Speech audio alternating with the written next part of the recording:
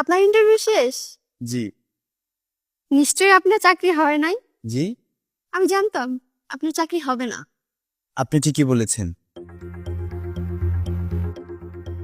আরেকটা কথা, কিছুক্ষণ আগে এখানে একটা লোক আসছিল না, উনি তো এই অফিসের। কি যাই হোক, কিছু না। আজব লোক তো। যাই হোক, আমাকে ভিতরে ডেকেছে, নিশ্চয়ই আমার চাকরিটা হবে। জি জি, ঠিক আছে ঠিক আছে, সমস্যা নেই, আপনি পাঠিয়ে দিন, আমি দেখছি কি করা যায়। আসসালামু আলাইকুম স্যার। ওয়ালাইকুম আসসালাম, বসুন। ঠিক আছে।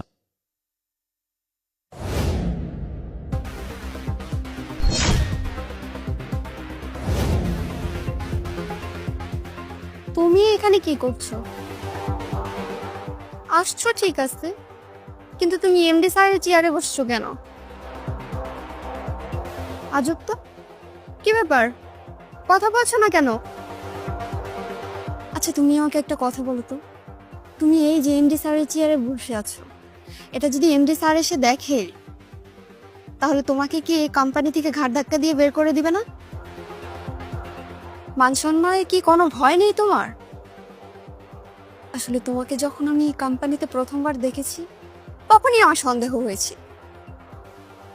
এক মিনিট এক মিনিট, তুমি কি এই কোম্পানিতে চাকরি করো নাকি চুরি করতে এসেছো? সত্যি করে বলবা। তোমাকে দেখে তো আমার সুবিধার মনে হচ্ছে না। আমার মনে হচ্ছে কি জানো, তুমি এক্ষুনি চুরি করে পালিয়ে যাবা। বাহ বাহ বাহ বাহ, বেহায়া নির্লজ্জের মতো হেসে যাচ্ছ। লজ্জা শরম বলতে কি কিচ্ছু নেই? ছি ছি ছি ছি ছি। এই তুমি না এত বছরে একদমই বদলাও। মনে আছে তোমার সাথে যখন আমার রিলেশন হলো, তখনও তুমি এরকমই ছ্যাঁচড়া ছিলা।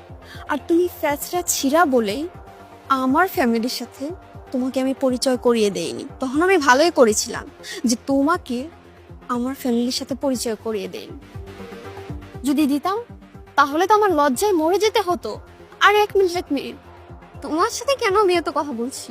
আর তুমি এক্ষুনি এই চেয়ার থেকে ওঠো, ওঠো বলছি, ওঠো।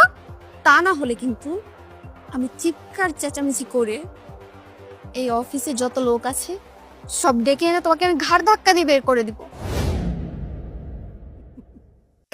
না মানে, আমাকে একটা কথা বলো তো, তোমার আসলে সমস্যাটা কোথায়?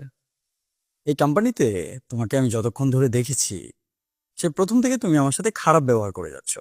কেন করছো সেটা আমি বুঝতে পারছি না। ইভেন আমি কিন্তু তোমার সাথে খারাপ